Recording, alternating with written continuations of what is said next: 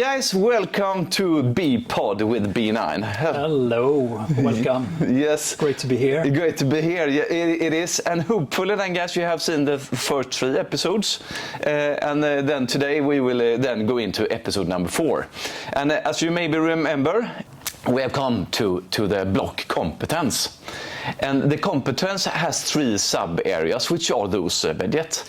The sub-areas in Competence, it's right solution, it's the personal drive, and it's to be up to date. Yes, and today we will speak about the right solutions, and that is the subject for the episode 4 of the bePod.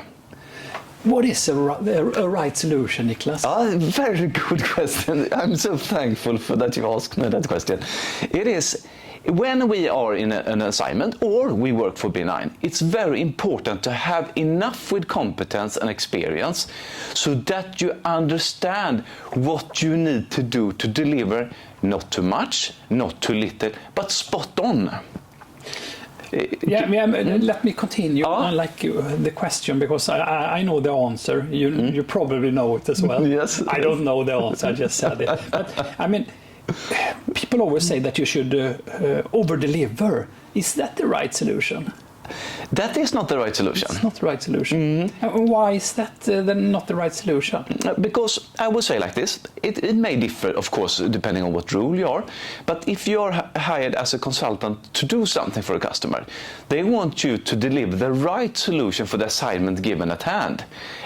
If it is that you should investigate all the different combinations in the world existing to do a solution of some kind, of course one of them can be gold plating. But if it is to deliver a certain solution according to a certain set QDCF that we spoke about in the scope context, then that is what you should do. And to do that in a good way, it's extremely important that you have the right experience and competence, because otherwise you don't know what is, in Swedish then, lagom. Exactly, lagom. For big projects, lagom is good because that's the interface between different parts of a big program. And if you over-deliver or under-deliver, it's not for sure that you will match the interface. Maybe it will not be a service or product that will fit well in the market. Exactly, or it becomes too expensive for the purpose. Definitely, in these times right now, it's super important. I remember from when I worked within IT a couple of years, it was an expression that was called gold plating. And I think that is exactly what we are aiming for here.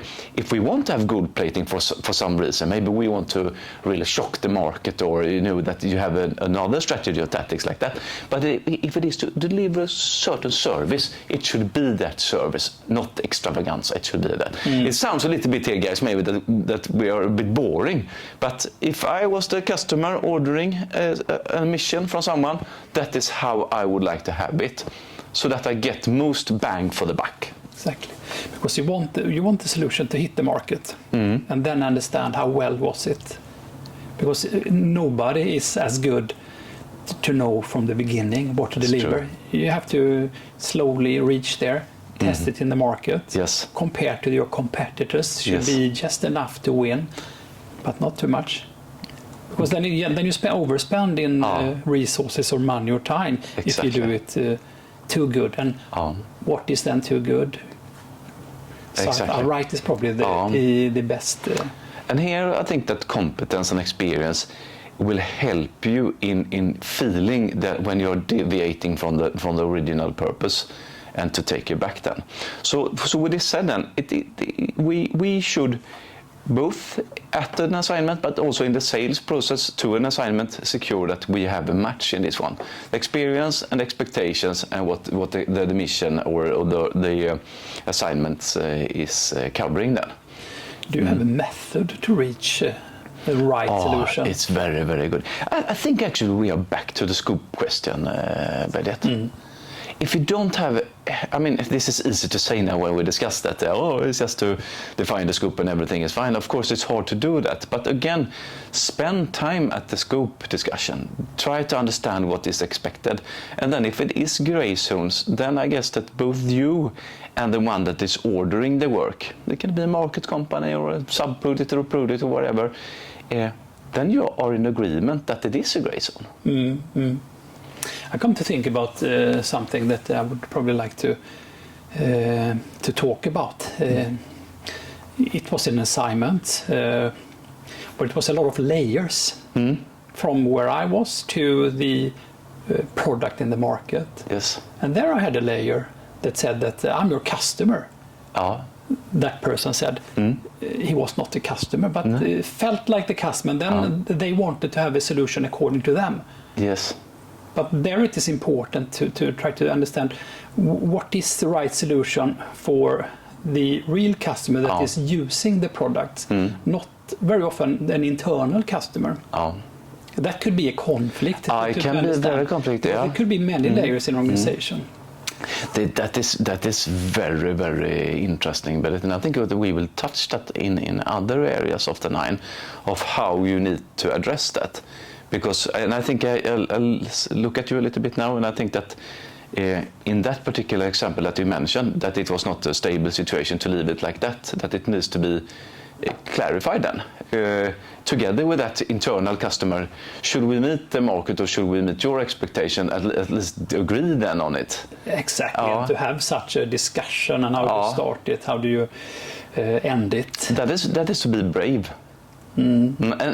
And again, I'm certain that the company that has hired you and that internal customer and the market will be thankful for you guys clarifying that. It's positive that must be the case. Yeah, correct, because it doesn't have to be on that internal customer's how should I say, expense. Maybe we just need to align what I mean with the right solution, what he or she means the right solution, and then try to align with somebody that says, how the end product should be. So it's communication and a lot of alignment when it comes to the right solution. You're right, and now you're spot on.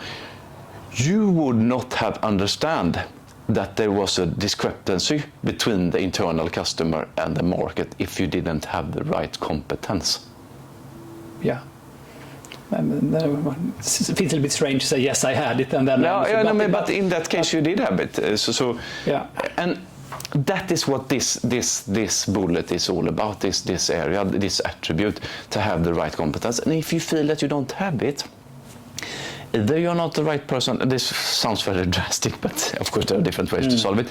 You maybe are not the right person for that assignment, or you need to educate yourself, or you need to contact persons that has the right knowledge and competence, so that you learn and by that get the right competence. Yeah. And I think that with that said, but if I may, that drives us into the second topic within competence, which is a discussion that we should have in episode 5 actually. Oh, so nice, so interesting. When will we have that discussion? So it's the next time actually. Next time? Yes. So what do we do now? Now I think we keep it short today. Maybe it is not short because when you speak, time tends to fly. But it was the right pod solution.